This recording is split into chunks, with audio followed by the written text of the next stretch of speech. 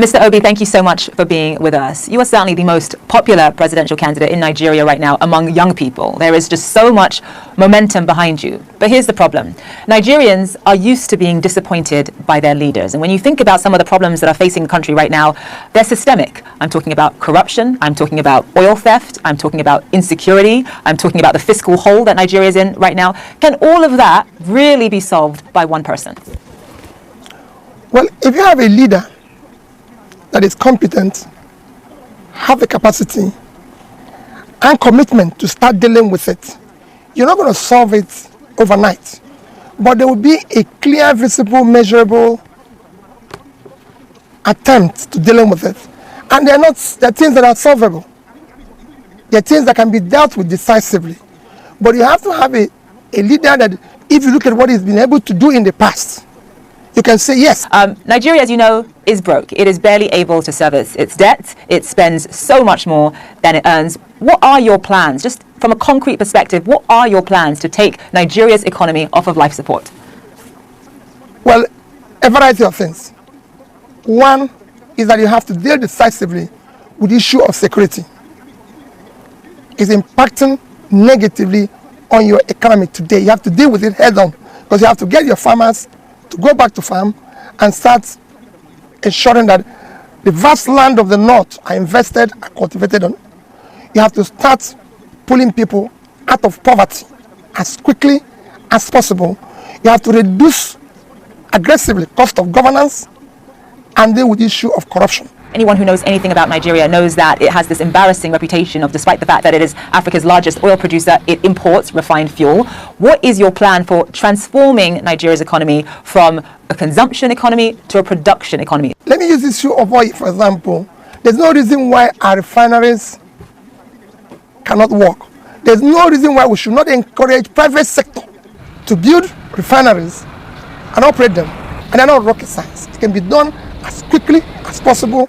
You can use today, decide to remove the first subsidy, use the resources to support critical areas of production, from critical infrastructure to education to supporting investment in refinery, which will be, like I said, done within a shortest possible time. A lot of Nigerian presidents have come in and talked about revitalizing the manufacturing sector, investing in refineries, but change, as you know, has been very, very slow. Why is it going to be different with you, and what would you say were the biggest hurdles in making sure that all of the things that you've just listed come to pass? Well, what people need to do is to go and look at what I promised as a state governor when I said I'm going to turn around education, health, pull people out of poverty, bring sanity and civility in governance in Anambra State, whether that happened or not. When I said we're going to save money, did we do that? I want to talk about one of the other sort of major issues that Nigeria is grappling with right now, and that is, of course, violence and insecurity. You can barely travel from one part of Nigeria to another without fearing for your life. And I'm talking about kidnapping, I'm talking about banditry, I'm talking about terrorism, I'm talking about Boko Haram. What is your plan for that? You know, I did say that initially, that what we need to first set down is issue of security. Because unless you have security, the farmers can't go back, you can't attract investment, nobody will ever want to go to an insecure place. And you can deal with that. There's so many, you need to do a lot of work, reorganize your security architecture, ensure that there's multi-level policing. Issue of state police has to be decisively dealt with. There's so many things you need to do. You need to bring in more personnel into the security system, equip them properly, ensure that they are properly motivated to deal with the issue of security, because the need is the most important thing Nigeria needs today. As you know, you and I are both Nigerian, we're both Igbos, we're both from southeastern Nigeria. Nigeria is a very hard country to hold together. You've got 200 million people, so many different tribes, so many different competing interests and ideas.